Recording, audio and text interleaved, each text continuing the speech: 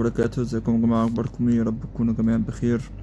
اللهم صل وسلم وبارك على سيدنا محمد تسليما كثيرا. اللهم صل عليه في الاولين والاخرين.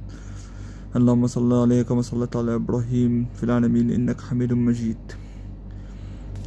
ما ننساش في بداية الفيديو قبل ما نبدأ الفيديو ان احنا ننوه ان رقم الواتساب موجود تحت الفيديو للي حابب يوصلوا جديد حل الكروت والشفرات برسالة خاصة على الواتس، او للي حابب يستفسر عن اي حاجة على الواتس هنا الرقم موجود تحت الفيديو.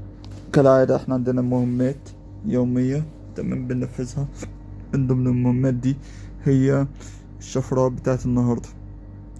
ما ننساش يا جماعة نركز على الثلاث مهمات. طيب في مهمة احنا ما بنفتحهاش الا كل فين وفين، الديلي كومبو. الديلي كومبو يا جماعة كل ما تفوتش 3-4 ايام اللي لما اكون فاتحها مرة على الاقل.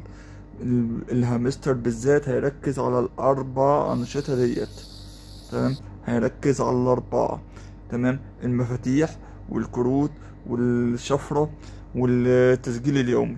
فما تفوتش يومين 3 لما تكون فاتحة. كل ما تلاقي ان الكروت مش هتكلفك كتير افتحها، تمام.